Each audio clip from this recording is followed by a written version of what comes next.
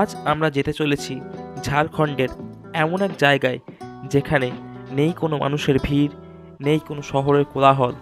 এখানে আছে শুধুই পাহাড়ি শান্তি। আমাদের সফর শুরু হয়েছে উজ্জ্বল রোদ, সবুজ মাঠ এবং ময়ূরাক্ষী নদীর পাশ ধরে। রাস্তা ধরে আসার সময় প্রাণ ভরে শ্বাস নিতে নিতে প্রাকৃতিক সৌন্দর্য উপভোগ করছিলাম।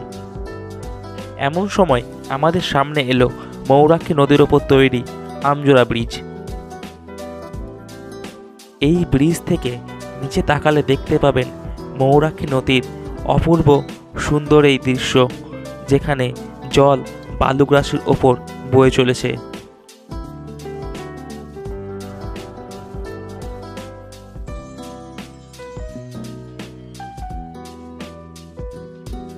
আমজোড়া ব্রিজ থেকে 20 কিলোমিটার পথ পার করে আমরা এখন পৌঁছেছি এমন এক জায়গায় যেখানে রাস্তার পাশে সবুজ ধানক্ষেত এবং রাস্তার দুধারে তাল গাছের সারি, এবং এই তাল গাছের ফাঁকে ফাঁকেই দেখা মিলছে পাহাড়ের।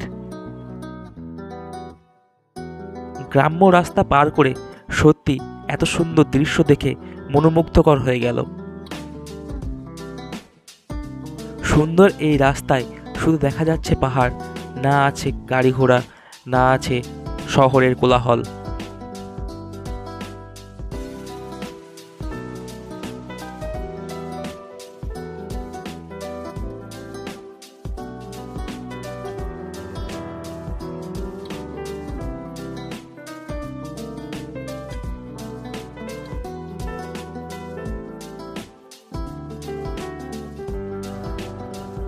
এখন আমরা এগিয়ে চলেছি এই আধ পাকা আধ কাঁচা রাস্তা ধরে।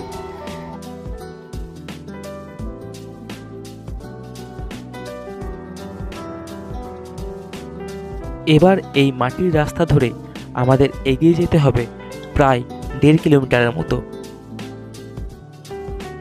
বাঁকিবেড়া যাওয়ার এই রাস্তাটি মাটির হওয়ার কারণে খুবই অবস্থা খারাপ।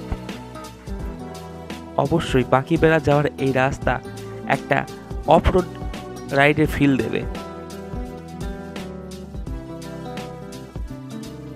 সামনে দেখা যাচ্ছে পাহাড়ের চূড়া।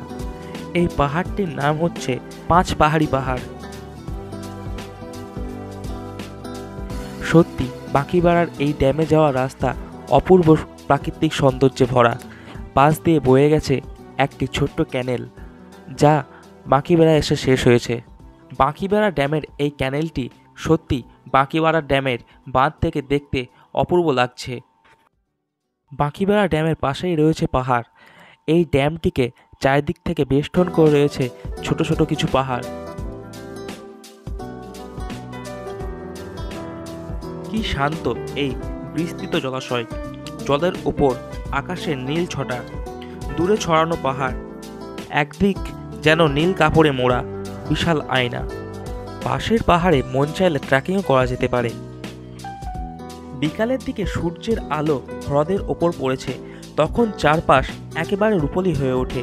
পাহাড়ের সারি, জলপৃষ্ঠে সূর্যের প্রতিচ্ছবি, দৃশ্যটা মুভি সিনের মতো। প্রকৃতির কোলে এভাবে কিছুক্ষণ কাটানো মনকে এক নতুন প্রশান্তি দেয়।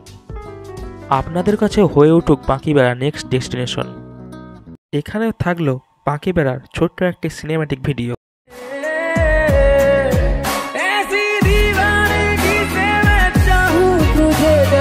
पहली दफा कोई